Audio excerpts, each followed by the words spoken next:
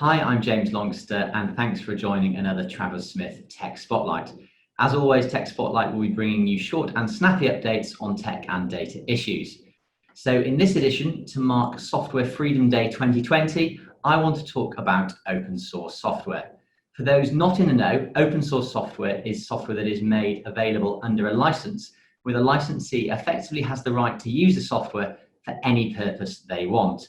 Now, open source software often gets a pretty unfair write-up in legal circles, and this is mainly down to lawyers looking for red flags on M&A transactions where they've been terrified by what are commonly referred to as copyleft licenses being used by software businesses. These copyleft licenses contain a provision which can, in certain circumstances, for want of a better term, infect the proprietary source code of the licensee. This can then effectively require the proprietary code of the licensee to be made available on the same terms as the relevant copyleft license, which could ultimately have an effect on value in an M&A sense. Now, I'm not for a second saying that there aren't potential issues around restrictive open source licenses like the GPL suite of licenses for software houses and those who invest in them. But to focus purely on this aspect is to do a huge disservice to open source software and the community that builds and supports it. And that is because open source software is a good thing, and it should generally be viewed as a force for improvement. Open source helps developers throughout the world on a daily basis. It gives them codes they don't have to continually recreate the wheel, and there's certainly plenty of it out there. A Black Duck analysis a couple of years ago found that there were well over 500 billion lines of open source code available, and that will have only gone up in the recent years.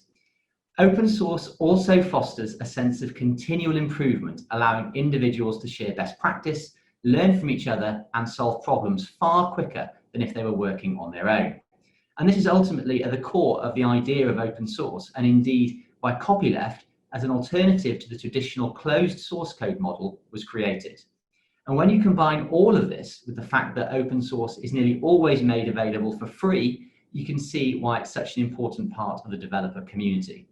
And for those of you out there who might be thinking, well, that's all well and good, but it's basically just giving away proprietary information, you do well to note that IBM bought Red Hat in 2019 for roughly $34 billion. And in the previous year, I was part of a Travers Smith team that helped to sell the SUSE open source business from Micro Focus for roughly $2.5 billion US. As lawyers, we need to look beyond the copyleft issues and see the positives and value that open source can deliver for our clients. So what should you be doing if you want to use open source in your business? Well, if you're a software house, then you need to be absolutely sure you understand the implications of using open source code. For example, permissive open source licenses don't have a copyleft issue, but regardless of that, businesses should have processes in place to regulate the use of open source code and its incorporation into their proprietary products. And if you just want to use open source software in your own internal systems, again, make sure you know what you're using. Whilst copyleft won't be an issue in the same way as for software businesses, you need to know what you're using, where it's being used, and why it's being used, so you can stay on top of updates and patches, which ordinarily might be managed by a software owner in a traditional software support and maintenance arrangement. And whilst not part of our usual day job, Travers Smith is itself part of the open source community after making available our Mattmail product on an open source basis under an open source license, which we wrote ourselves. If you have an unwieldy inbox, then I'd thoroughly recommend your organization gets in touch to try it out. So here's to the developers who spend their time and effort developing open source code, especially when it's not even part of their job, and the positive impact that open source has on businesses throughout the world. That's all from this edition of Tech Spotlight. I hope you can join us again soon.